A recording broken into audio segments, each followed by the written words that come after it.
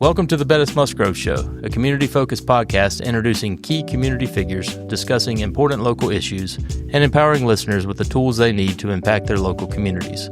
We sincerely hope you enjoy what you hear and will continue to engage with us on our journey to enrich the lives of those around us. And now, here are your hosts, Ben Musgrove, Spencer Bettis, and Christopher Light. All right, welcome back to the Bettis Musgrove Show. We're still rolling on our for-profit series, and we're going to take a little bit of a detour today. We've had some awesome episodes, some absolutely fantastic businesses that have come in and talked to us. We've got a lot more really good stuff coming to you. But I tell you, the other day we had the opportunity to be introduced to a man named Tim Fleming.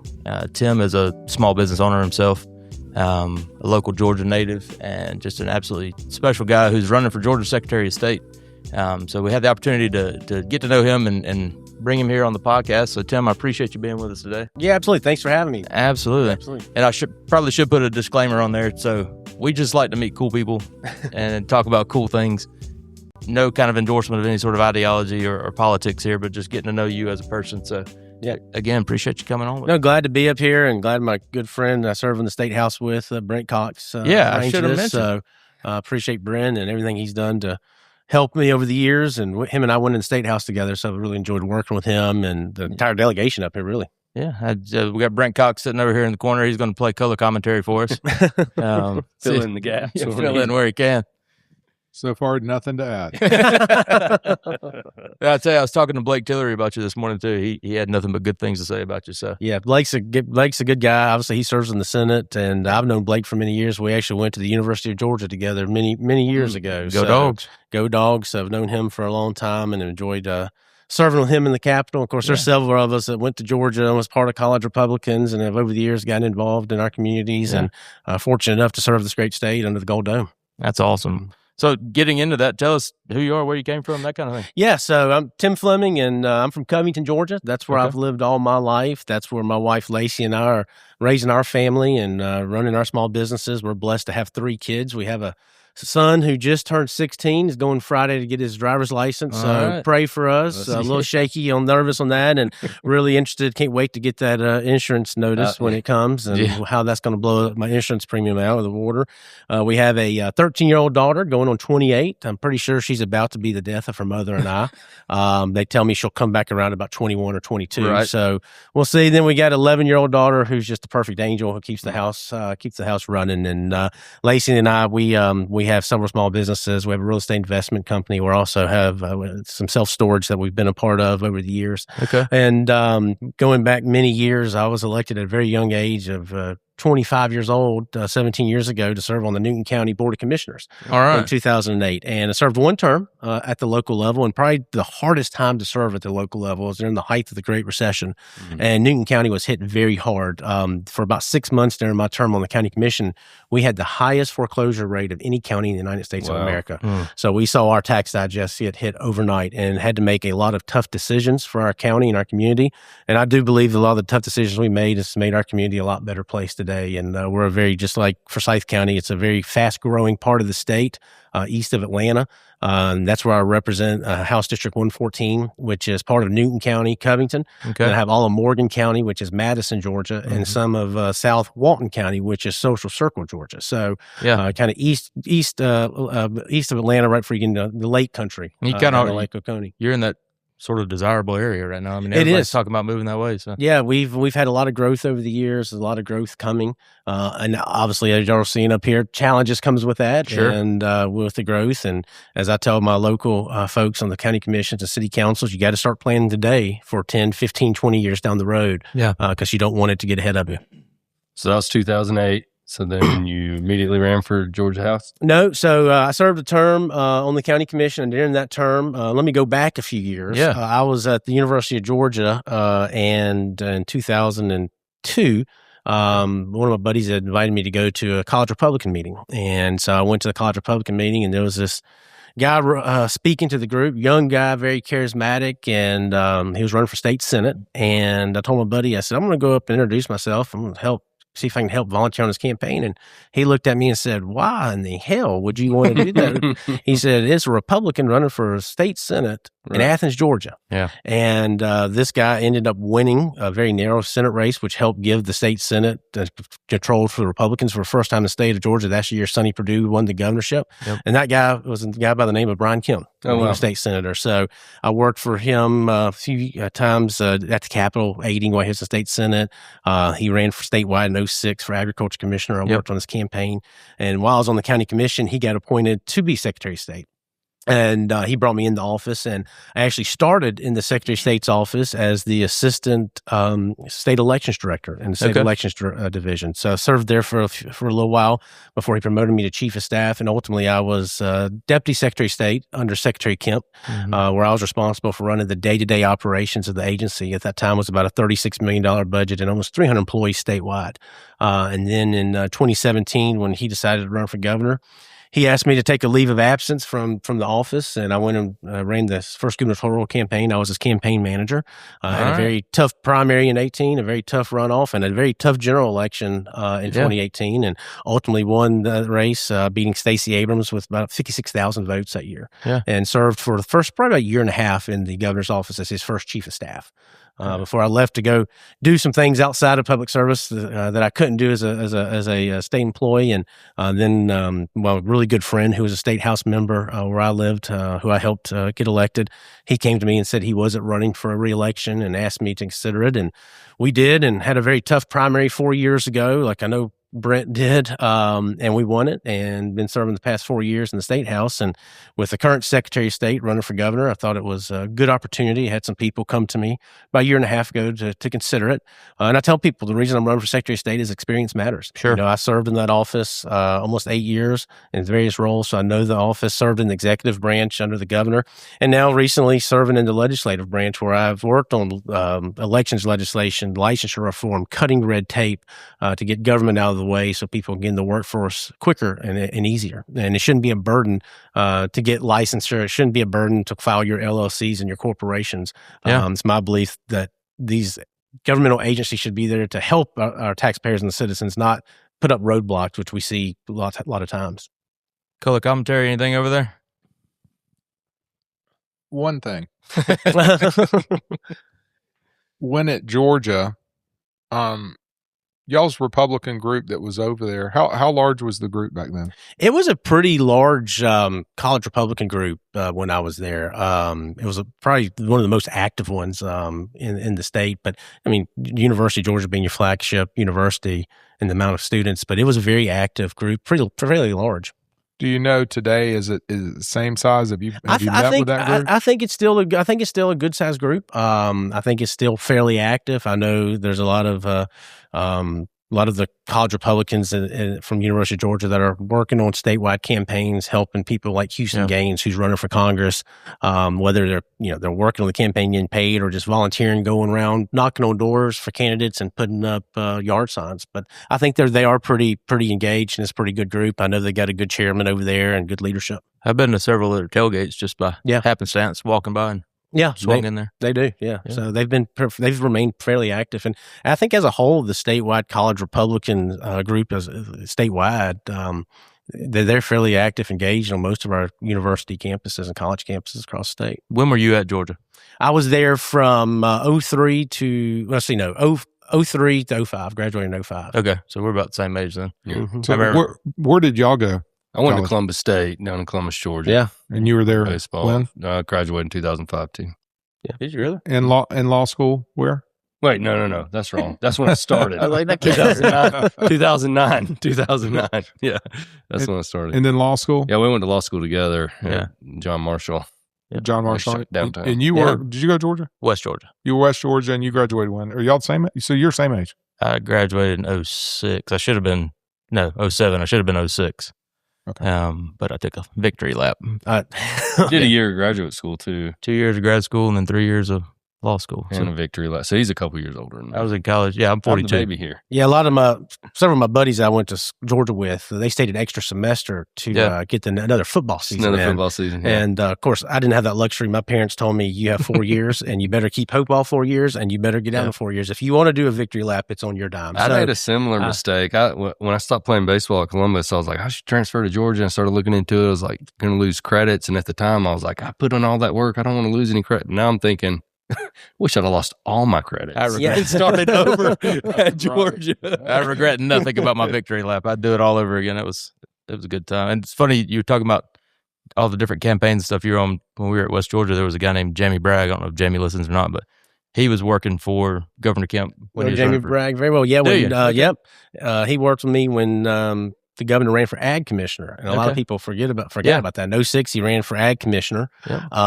He had a primary against Gary Black, and Gary Black beat us in the primary, and ultimately Gary lost that year to Tommy Irvin. Yep. And then 4 years later, Gary came and ran again when Tommy didn't run again, and of course Gary was our ag commissioner for several terms. Jamie told us we'd put a Kemp sign up in the front yard of the fraternity house and wanted a couple of pickup trucks. He'd buy us a cake and have a party. So, of course, we did it. Of course, you did it. Right? Yeah, Jamie's a good guy. I think he's got his own insurance firm in West Georgia now, doing pretty well. My buddy Ben Marlowe connected to him through family somehow. They've got a little insurance group going. Yeah. How did you meet Lacey? We actually went to high school together. We went to school in Monroe, Georgia, at a private school, George Walton Academy. And she was there from sixth grade on, and I went there starting in ninth grade. And so we met each other there. And believe it or not, we actually didn't start dating until just a few weeks before graduation, our senior year in high school. But she's high school sweetheart still. That's right. She goes to Georgia? Yep. She did. Yep. We actually started at Georgia Perimeter College together, and got our associate's degree, and then went to Georgia in 2003, and graduated from Georgia in 2005, which was a very smart move. I would do that all over again. So that was my initial plan with West Georgia, and then I just like he said, fell in love with it and didn't want to move. So yeah, she's the way better half, by the way. She is. No doubt. She is. She's. We've been married 18 years, been together almost 25 years. Okay. And so she is the glue for everything we do, from our family to our businesses, and now a statewide campaign. It's funny you're talking about your kids. So I've got 4 girls. Christopher's got 2 girls. I don't know anything about the boys that you got turning 16, but yet they might be the death of my wife as well. I mean, I understand that completely. It's crazy. It's just like the last year. Yeah. I mean, we have hit that wall, and it's like, what happened? Yeah. But it's great. What kind of car are you going to put the 16-year-old in? So we actually got him when he turned 15. We bought him a 2021 Chevrolet Colorado, a little mid-sized truck. It's good for him. He's learned on it the past year. And the only thing I'd say is, I tell him all the time, he's a great driver, but he's overly cautious. Okay. And I said, Jax, you can't be overly cautious. You got to just roll. Sure. But he loves a little truck, and Colorado's been a good little truck for him. That's perfect. My daughter, she's 11, and she's already saying she wants a Georgia red, same mid-size pickup truck. I'm like, all right. My 13-year-old daughter for the past 2 years has been saying she wants one of the newer Ford Broncos. Yep. And white, and she's already got it all figured out. And my daughter wants a Land Cruiser. She's got to figure it out. She asked me for a picture of a Land Cruiser, a poster to put up in her room, and I was like, I told her, I said, you can have it figured out. Doesn't mean you don't get that.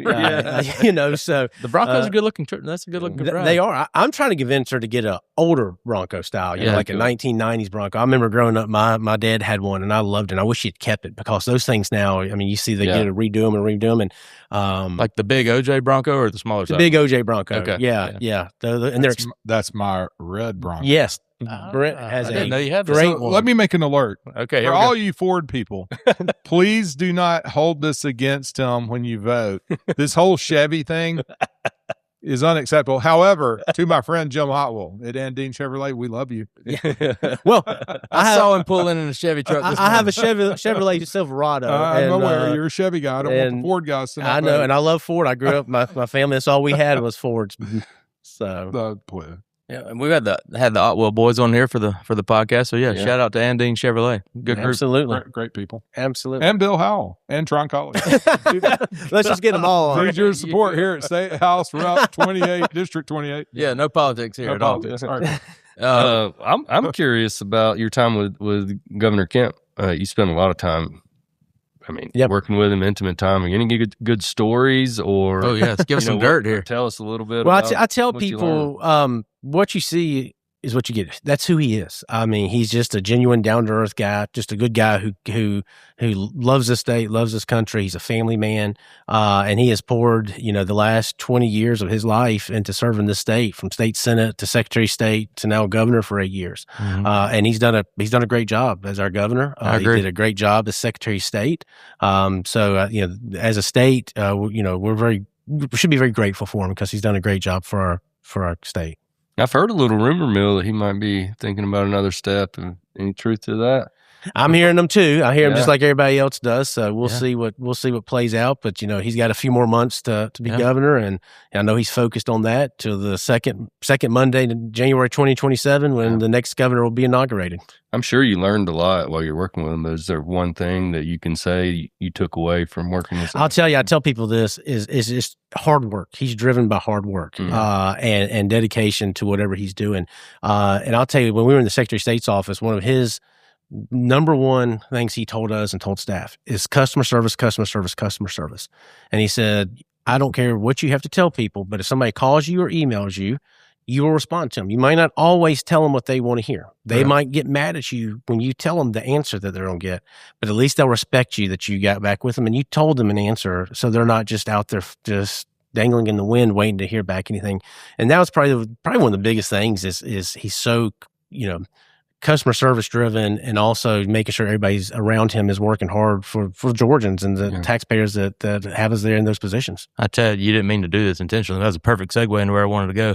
So how does it sounds like you came out of Georgia pretty quickly and got into government affairs. I mean, at 25 years old, how did you shape your leadership style, and what did you take from people around you to shape that?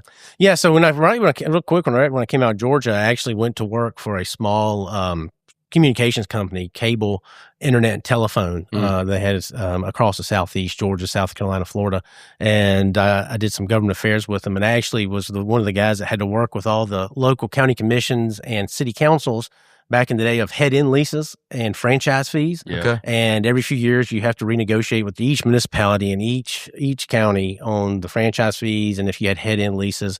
And so I traveled all over the Southeast for several months doing that before I went to work for then, Senator Kemp when he was running for agriculture commissioner. So I learned a lot, doing that at a very young age, having to go and address, these county commissions and these city council meetings and represent the company I worked for. And then ultimately, obviously, I've learned a lot from the years over from Governor Kemp and his leadership style and how he is able to motivate people and motivate the people that work with him and who he surrounds himself with. Well, what you said about the customer service aspect is brilliant. I mean, I think Chris would echo this as well. One of the hardest things that we have to do here is to tell the truth. Yep. It's not always what people want to hear. You may not be getting a $10 million settlement That's out right. of your car wreck, but we're going to tell you the truth about it. And That's right. if you answer the phone and give them an answer, 9 times out of 10, they're more appreciative than if you just blow it off and don't give them what they're looking for. So That's exactly right. I love to hear that government's thinking the same way. Well, that's what we want our government to do. Well, yeah. It's how we hope, and Brent will tell you as a legislator, I mean, we get constituents reaching out to us all the time Sure. about dealing with different agencies and different whoever in government that they need stuff from. But by far, the number one constituent complaint I get is around the Secretary of State's office, and it's around professional licensing. As you know, in Georgia, the Secretary of State's office licenses over 500,000 Georgians. Everybody from general contractors, barbers, cosmetologists, nurses, plumbers, electricians. So it's very important that we're able to get these people in the workforce quick. And right now, it can take quite a time to get your license. And, you call the Secretary of State's office, you can't always get somebody on the phone, you can't get responses. Hence, that's why they reach out to their legislators, Sure. the House members or the senators. But I think about the people, because a lot of people don't know to call their House member or their state senator. Yeah. Right? Or kind of, I don't want to say scared, but apprehensive to reach out to us, even though we blast it from the rooftops we're here to serve y'all. But I think about the people who don't reach out to us and don't get an answer. Sure. And they're just sitting there, and, if you don't have your professional license, you're not supposed to be working in that profession. I mean, you're not supposed to be working unlicensed. And so what it does, it forces Georgians to really make tough decisions sometimes. Do they wait for the government to give them the license? or do they go do that job because they need a paycheck to put food on the table for their family? And we shouldn't, as a government, be putting anybody in that position. And it's my take on licensing. If you meet the standards that the state of Georgia says you have to get that license, you have your educational requirements covered, there's nothing in your criminal past that would prohibit you from working in that profession, you should get that license. The government should get out of the way, cut that red tape, and issue that license. Speaking of that, where do you think it gets bogged down? I think it gets bogged down. We have quite a few professional licensing boards. So a lot of times these boards get involved and want to see every application and hold them up. I think it gets bogged down on the staff side that does the administrative work from the Secretary of State's office, as far as just the employees not moving at a pace that needs to be. And it goes back to, people needing to be in the office, doing their jobs, working, and making sure we get licensure out there. And I think as a state of Georgia, I think the legislature needs to really we have made some steps the past few years with licensure reform, but I think we've got a ways to go. I think we need to quite frankly, we need to look at every license from top to bottom and do a full review. Is this licensure still needed for this profession? Yeah. Could this go to a registration? How does the process work? How can we better it? How can we improve it? I mean, the only license I've ever had is a bar license. The state bar give them good credit. That was a quick and easy process right there. I mean, you meet the qualifications and you're in. Yeah, that's right. Off and running. That's right. And that's how it should be. And Secretary of State too. I mean, when forming the LLC for the companies that we have, quick and easy there too. It's a good, simple process. Yeah, I think people can work through on their own for the most part. So. I agree. Well, talk about your businesses. So how did you get into real estate investing and storage? Really, I grew up, my father did quite a few different things. I grew up in a small country grocery store that my father ran. So I grew up stocking shelves on unloading trucks, pushing buggies out for people.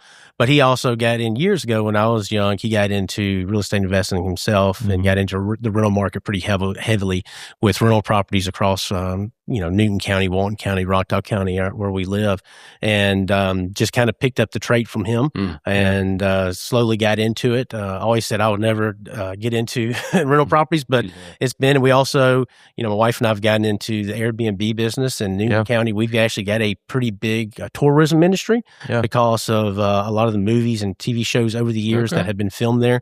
Kind of the hottest thing the past few years that's been driving our tourism is Vampire Diaries. It was a show filmed in 2008 to 13 or 14. But during COVID, during the pandemic, Netflix picked it up. And so it's picked up a whole nother generation of fans. And last year at our visitor center, we have a visitor center about a block off our downtown square. And it's a museum visitor center. We had over 300,000 people check in. Wow. That really? Come here. And that includes the people that went in there and checked in, which is amazing. That is cool. Our Airbnbs, we'll have people, it's never usually people from Georgia. It's people from New York, Pennsylvania, Alabama. From Thursday to Sunday, our town has balloons in population because people are coming. And it's been great for our local economy. Yeah. It's been great for our economic development. I tell people, 12, 15 years ago, city of Covington at 5:00, they rolled the sidewalks up and you saw tumbleweed running on the street. Now we got restaurants and you got nightlife and bars. It's really been great for our community. I think Covington's pretty similar up in Joe here recently. It's starting to open. Lights turned off the same way. Yeah. And we're 150,000 people during the day in town, in and around town. But then at night, the population of only 7,500 to 10,000. Yeah. and it's been great. It keeps our locals there because you're not having to leave to go to another county or community to go out to eat. It's brought other economic development with the additional grocery stores and box stores. And so we're keeping our dollars in our community, which is very important. And then the dollars that the tourists bring in, we just love because it helps our local governments, offset the tax burden on the local property owners. Brent, sounds like we need some movies. We had Ozark. So when the opening scene of Ozark happened, I was with my middle son and my wife. We were watching, and all of a sudden, I see them driving down the road, and I went, "That's Pilgrim Mill Road." Yeah. They're driving right by the Lighthouse Church and past Daniels, and near my in-laws that live down on the lake, and we're sitting there going, "Oh my gosh, it's right here." And then on the other side, Derek McCullum. Yeah, that's right. Yeah. Derek McCullum, another representative over in Flowery Branch that represents the lake. First time I met him, he had his fundraiser. That's right. At the house there. At the house on the lake. So I'm over there going, okay, this is Great show. So if he does that again, y'all have to go over there and check out the house. Yeah. I mean, it's pretty neat. We drive by it on the lake when we're on the boat sometimes. Yeah, it's pretty neat. Well, pretty neat. you know, it's amazing to me. I know I said Vampire Diaries, but we still have people that come for In Heat of the Night. And Heat of the Night is big in Europe. That was Covington. That was Covington. That was in late 80s. It was like maybe 87 to 93, 94. Were you or Lacey? I remember, I was never in it, but I remember seeing it as growing up, as a kid, filming all over the community. That's Carol, similar. We had Smokey and the Bandit on 400, so yeah, it's very same. That's right. We would, but then what was the Burt Reynolds over on Old Settles Bridge? They jumped the bridge. Was that Cannonball Run or another one of those? I think there was another movie where they jumped the bridge. Well, they did, but Smokey and the Bandit, which went over to Redan. Yeah, over not too far. And Dukes of Hazzard was filmed in Covington, and they did a big scene on our square where they jumped and then they landed a plane. And people still come to see that. They have a Dukes of Hazzard convention once a year, and all these people come, and it's crazy. But was that literally the only place Dukes of Hazzard was filmed? Was in Covington? The surrounding areas. I mean, I'm sure there was other areas, but a lot of it was filmed in Newton County. Okay, so who was your favorite Dukes of Hazzard? I never was a Dukes of Hazzard character. If you don't say Daisy. I mean, it has to be Daisy, but, you know, it was a little before me, but I remember seeing some of it. But I was a big Heat of the Night guy. My son still likes watching Heat of the Night just because he likes seeing what the town looked like beforehand. And growing up, you would go around town and it'd be nothing. You see Carol O'Connor, Larry Hagman, you know, he was a producer of it. And they're just as nice as can be. I like Crazy Cooter. Ben Jones, then was he congressman? He was congressman. Was he? Yeah, he served a few terms. Yeah. Can you believe that? He never wore his greasy hat. With a name like Crazy Cooter. Who would have known? Newton County just I know. Georgia. That's great. That's funny. So let's keep going on the Secretary of State thing. I mean, you hit on a lot of it there, but I think when most people hear Secretary of State, they probably don't have any idea what Secretary of State does. Or you hear about the election stuff, which is a hot topic right now in the news. Sure. What all does the Secretary of State do? Obviously, under the state constitution, the Secretary of State is the chief elections officer. So he is responsible for our elections, and that is very important in this. We could talk for hours about the elections part of it. And but a lot of people, they think of Secretary of State and they think elections. And the Secretary of State does work with every county, 159 election superintendents across the state to make sure that our elections are run. Mm-hmm. But the Secretary of State touches a lot of other lives. As I touched on the professional licensing, you know, 500,000 Georgians have professional license from the Secretary of State's office. Also has a state corporations division, which y'all deal with probably every day on the site, researching LLCs and corporations. And if you're a small business owner, or have ever been a small business owner, you know you have to file with the Secretary of State and you have to renew it every year. By April 1, your annual registration.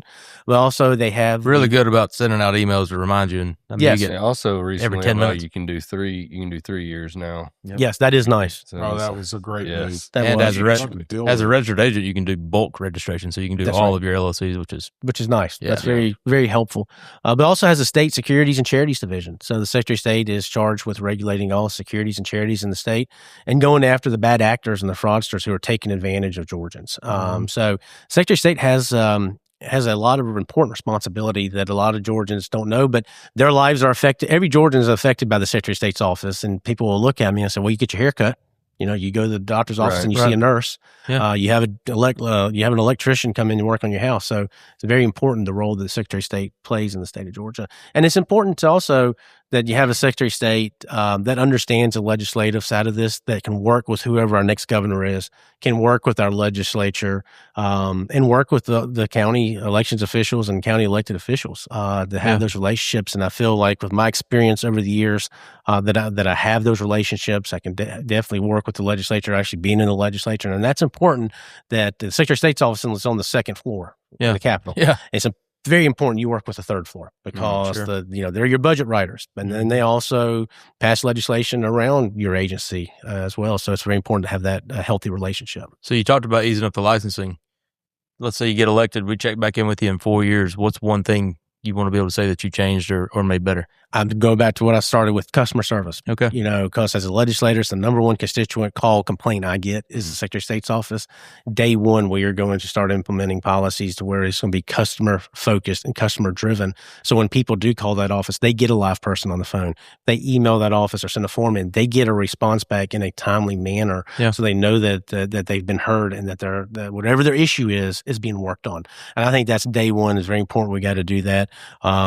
start the administration with if we're fortunate enough to get there. How large is our Secretary of State office as far as number of people? So I think now it's around 300 people Wow. still. So, and they have, obviously bulk of the people are in Atlanta, on the state capitol grounds, in the buildings there, the towers.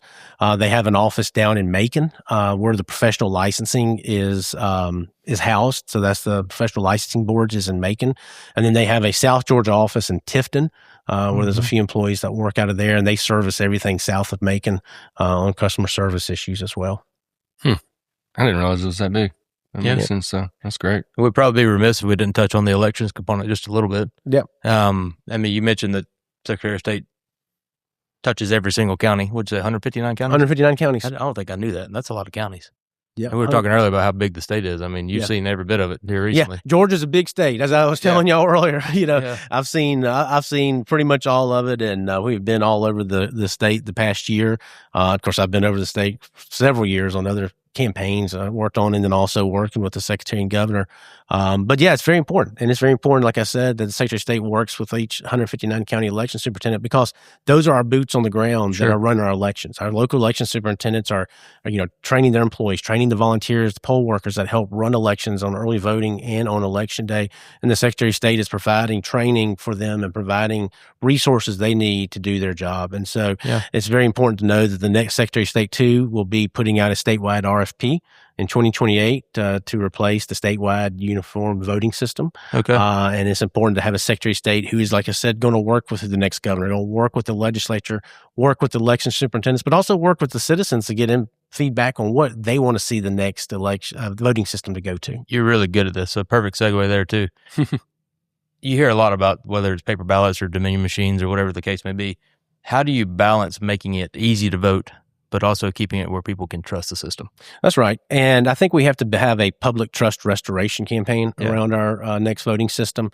And I'll tell you where I think we're going, where the legislature is headed, and where I know we need to go to is to hand-mark paper ballots. Over 70% of the United States votes on hand-marked paper ballots. You look no further than the state of Florida. They're kind of the gold standard. They implemented it several years ago.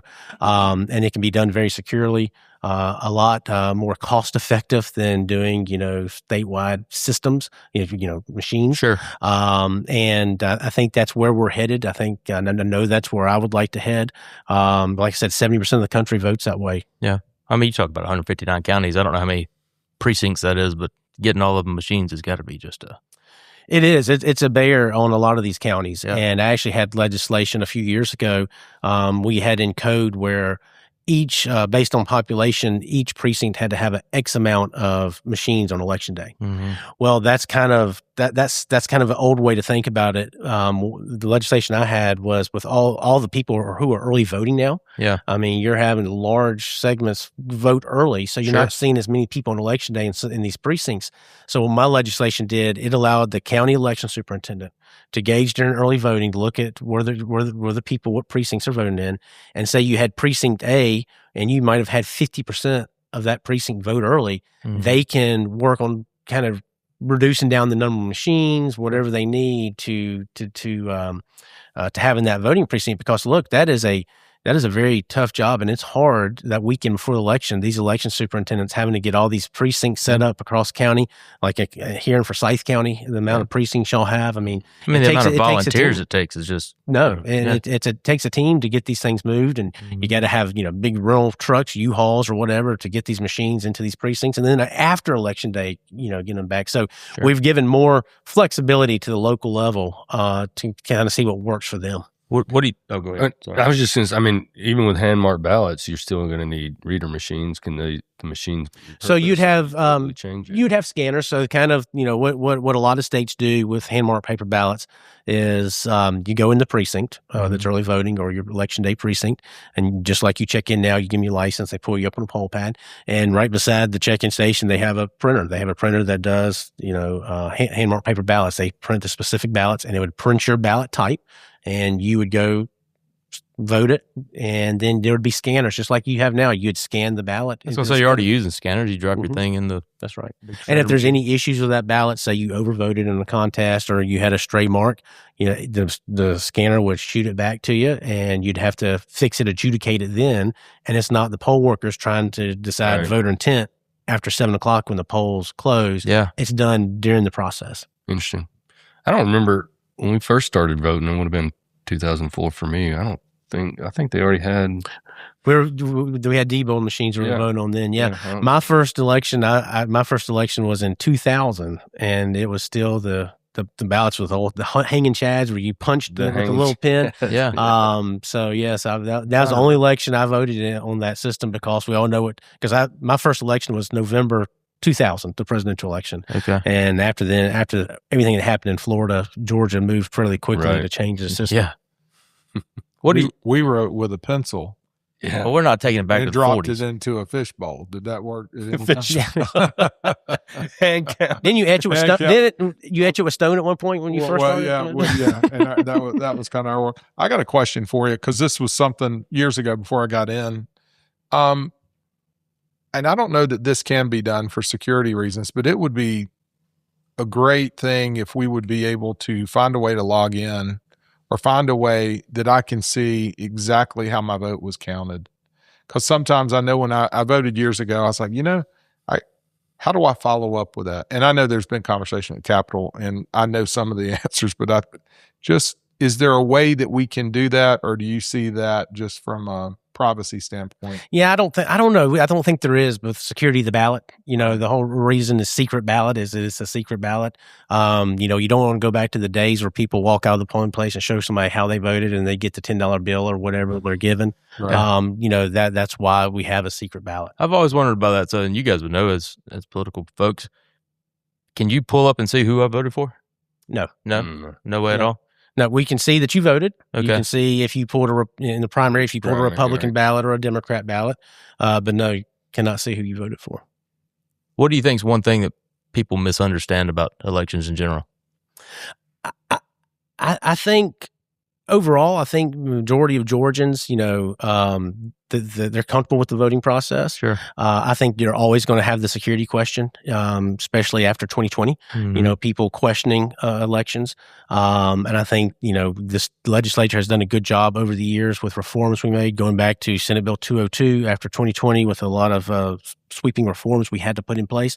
But as I tell people, this is something that's always changing. I was honored last year when Speaker of the House asked me to chair a special House Blue Ribbon Committee on elections reform and procedures. And the Speaker really has a vision that is going to be a standing committee for the next few years, because we're going to have to come back every session and change some things, improve things, fix things.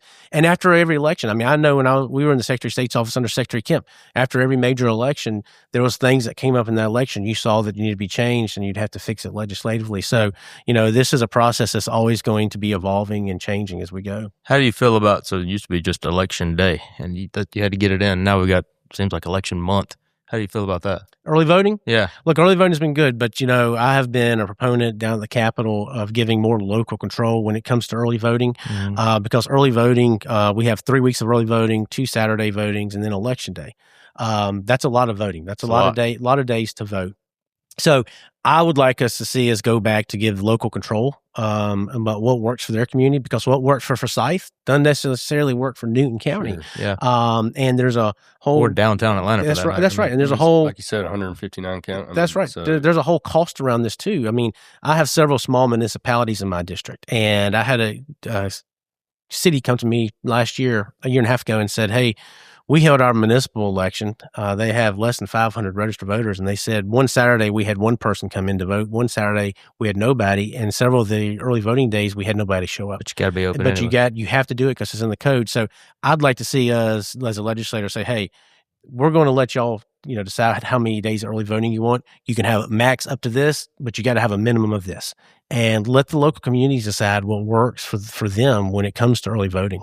Yeah, Forsyth County is a pretty big county, considered maybe a suburb, but City of Cumming population is small. I can't remember the exact number of registered voters, but I know in 2016 I won my election with 112 votes. Right. So having 3 days of 3 weeks. 3 week, 3 weeks of early voting. Just especially when we're off, and we're off a time, so it wasn't even anything else on the ballot. Especially municipal elections on off years. I mean, that is a lot for municipalities to have, and that's interesting. Even up here in Cumming, you'd have that small of a turnout for a municipality election. So, and it costs the city a lot of money to do that. I kind of wish we had a state holiday on election day. I think it should be. It'd be like a celebration day of our freedom to vote. Well, people come out, and and there's no excuse for people to vote. I do like the idea of having some Saturdays though for people that can't. Yeah, I agree with that. I think the Saturdays. I agree with that. Once again, let's let the locals decide what works for them and look at past trends over the years, past elections. But absolutely on the holiday, that would. People don't think about this from an elections administration standpoint, but if it was a holiday, it'd be a lot easier on our election supervisors finding election day polling precincts. Yeah, sure, that'd be because fun. Now, used to a lot of schools in their gymnasiums or wherever would hold voting, but now because of safety and security, schools won't allow their facilities to be used on election day for polling precincts. A lot of churches now don't want to allow to have voting precincts. So if it's a holiday, that opens up a lot of things and resources. It is just not you have them some good ideas every once in a while. Every once in a while. Yeah. I appreciate this is one. I want to get into just talking a little bit more about you. But before we do that, why don't you give us sort of your elevator pitch? Just tell us. Yeah, I tell everybody the reason I'm running for Secretary of State is experience matters. I have the experience of serving in the office under Secretary Kemp. I served in the executive branch under him as governor, and I've served in the legislative branch, and also served at the local level. So experience matters, and will not need on-the-job training. We can get started day one, getting focused on our agenda and turning some things around in that office. And that's very important to get in there to start cutting some red tape and get government out of the way of Georgians' lives. Yeah, that's a good pitch. I appreciate it. I've said it a few times. I told you before we get started, I find that I say I like it. I was just about to say that was your time. That's that's become my little tick. I like it every time somebody asks me. But I like it. That was a good pitch. I like it. So talking about you, getting a little bit lighter. You're running for office. You got businesses. I mean, you're in the state house as we speak. What's your day-to-day look like outside of politics? I mean, what are you doing? So right now, it's I'm burning the wheels off my car and burning my phone up. So somebody asked me earlier, what do you listen to on the radio? And I said, well, in my car, I don't listen to the radio because I'm on the phone or fielding calls. Yeah, just the Bluetooth. But running statewide, it's a lot. Obviously, it's a big state, and you got to get out there and meet the voters. And we've been doing that for the past year. But day to day, we've got 3 kids. So our house is we got 3 kids. We got small businesses we're running. So our house is never quiet. I tell people when I'm home from 4 to 9 at night to my wife and I are Uber drivers, taking kids from, basketball to ballet to tumble to picking up dinner or whatever. So we stay busy in our house, and we love it. We're very blessed. All of our kids are very active in the school, very active in, out of school activities. So there's never really a dull moment or downtime really for us. Even on weekends, I told somebody the other day, I said, what's a weekend? Right. Well, I feel like I wake up and it's Monday and you turn around and wake up and it's Monday again. Like it's a blur every single week. That's right. But I wouldn't trade it for the world. It's a great experience. Y'all know being parents and fathers, it's great. And we'll miss it one day. So if you do get some free time, a little downtime, what do you like to do? So if I get some free time, I don't have a lot of free time, so that's hard for me to say. But, we do like to travel in the summer and the fall when we can. Yeah. Obviously, we're not traveling now with the campaign, and we love to go. And, of course, our kids are out of the Disney phase. So over the years, we've spent have spent a lot of time and money in Orlando, Florida. Our kids have been big Disney folks, which I'm kind of excited now. I mean, I like my wife and I like Disney, but I'm kind of looking forward to the Universal Studios and that those kind of things. But we stay busy and we like to go when we can. You a hunter at all? I am a pheasant hunt. Okay. Yeah. So we're talking about Governor Kemp right here. He's a pretty mean shot with a shotgun and a bow as well. He does. He's a great bow hunter. He loves to bow hunt. Yeah. Buddy of mine, Mike Hornsby, went elk hunting with him, I guess, up in Dakotas or somewhere like that. Yeah, they go up Dakotas, and he has a big farm outside of Athens that he goes hunting on. And so you're a pheasant guy. Yeah. That's some delicious meat. It is. Actually, my brother actually lives in Rapid City, South Dakota, so that's very convenient. Yeah. So, but yeah. Well, you want to get in some rapid fire? Let's do it. All right, lead us off. I want to know, do you have a favorite restaurant in Georgia? I actually do, and it's a local restaurant in Newton County, and it's called El Chaparro. I ate there last night. It's our favorite Mexican restaurant. Our kids, like y'all's kids, I'm sure, can eat their weight in cheese dip. 100%. And rice. Yeah. And rice, yeah, that's right. That's right. I tell them all the time, I said, we can make it at home, but it's not the same. That's right. Well, you got to see every single corner of Georgia. That's right. And I told our kids, tomorrow's Cinco de Mayo. Yeah, that's true. And tomorrow's Cinco de Mayo. And, of course, they want to go to the Mexican restaurant. And I said, well, we'll take you Sunday night and maybe Wednesday night, but we're not going to wait 3 hours on Cinco de Mayo. Visiting all these counties, you get to taste some of the local gems around. We do. I tell you, a lot of barbecue. Yeah. I'm about barbecued out. You said you were on the coast this past week, had some good Georgia shrimp this past Southern weekend. Soul barbecue down in St. Simons. I was on St. Simons, but did not get a chance to go by there. But I went by just like always. They were jam packed. Always, they were packed. Southern Soul, they do it right. It's like Chick-fil-A almost. You go by there at 3:00 in the afternoon. It's full. Oh, it's everywhere. Yeah. It's everywhere. Traveling, I see a lot of restaurants and a lot of Chick-fil-A's, and it is the same at every Chick-fil-A. Every Chick-fil-A, no matter what time of day, that line is out. And I'm always amazed on how they can do the double. And sometimes I saw a triple lane in somewhere where I was. We got one over here in Cumming. Oh my gosh, it's amazing to watch them do it. I mean, they have figured it out for sure. So tell me this: got to be a little bit biased here. Outside of your hometown, what's your favorite Georgia city? My favorite Georgia city would probably be Savannah. Savannah. Yeah. I mean, it's hard to pass up on Savannah, especially if you like food. Yeah, I mean the food and just the history and everything around it. And I think every Georgia association and whatever group that has their conferences in Savannah from now through the fall. So a lot of opportunities to get to Savannah. Yeah, I thought it would be here, but that's okay. Thought it'd be coming. Close second. So this is my favorite question. Then I'll let Christopher get another one. You get to have dinner with any historical figure ever. Who is it, and where are you taking? I'm going to take back to a childhood idol of mine, and it was during his prime, and that would be Troy Aikman. Okay, quarterback of the Dallas Cowboys. Still make that happen. Yeah, still make that happen. I love Troy Aikman, and I remember I played football growing up, and it was during the Cowboys. Kind of heyday, when I was 3 or 4 years in a row, they made the Super Bowl, played Buffalo Bills twice back to back, lost those.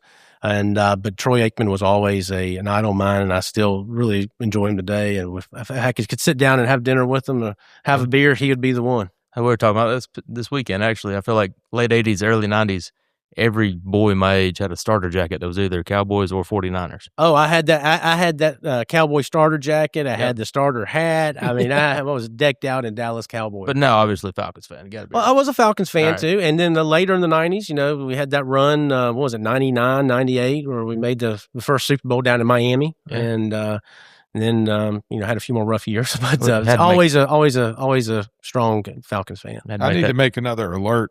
Yeah. Alert. The Atlanta Falcons and Steve Barkowski, we believe in you. All right, go ahead. You didn't say where you going to take Troy for dinner?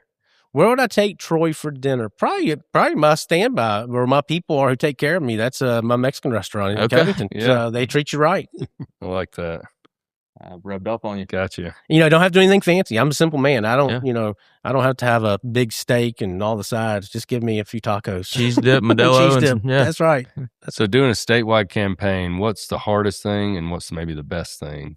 So the best thing is, and this will sound very corny, but I have met some incredible people across the state and have heard some incredible stories from Georgians all across the state, from north to south. And we do have some great people and great businesses and great communities across the state. The hardest thing is the travel. I mean, when you're traveling all over the state, you're in the car a lot, you're not at home, you're not with the family. And that's been the toughest thing is, not being with the family for everything and traveling all over the state. But it's important to get out there and meet Georgians, for them to get to meet you and know what your message is and why you want to represent them in Atlanta. I like it. Got one word to describe Georgia right now. What would it be? Big. It's a big state. Yeah. But impressive too. I mean, it's like I said, there's a lot of impressive things going on. We've got a good story to tell about Georgia. And, there's a reason we've been the number one state to do business for 13 years in a row, because there's been a lot of good investment, a lot of good economic development over the years. And a lot of that's been from leadership from Governor Kemp to Governor Dill and Perdue over the years, and their teams and the legislative working collectively and collaboratively to get that kind of investment in the state.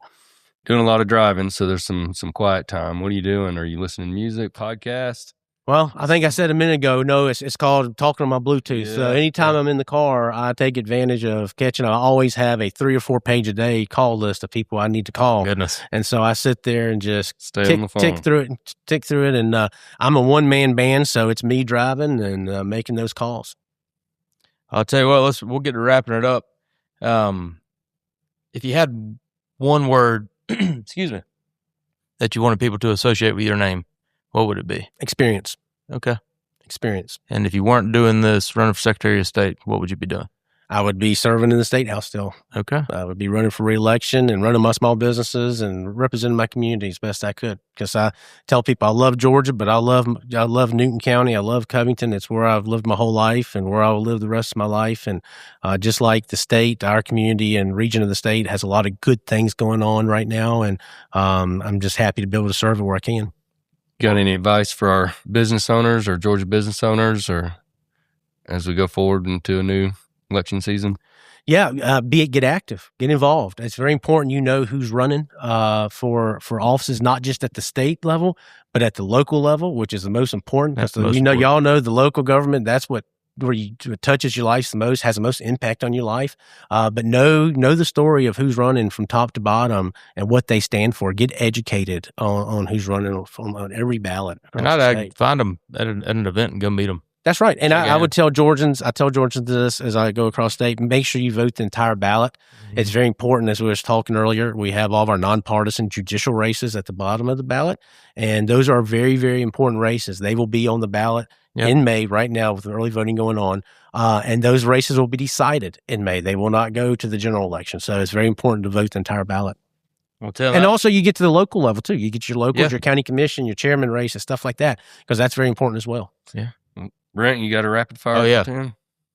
We'll let Lord. Rapid fire. I can't believe you're letting him do this. Then we'll close it up. You speak football. Beyond Troy Aikman, who was your favorite, or who do you think is the best and your favorite quarterback of all times? So who was 2003? You were David Green and David Green and Pollock. But David Green. I don't know. That's a tough one, Brent. I love Troy Aikman.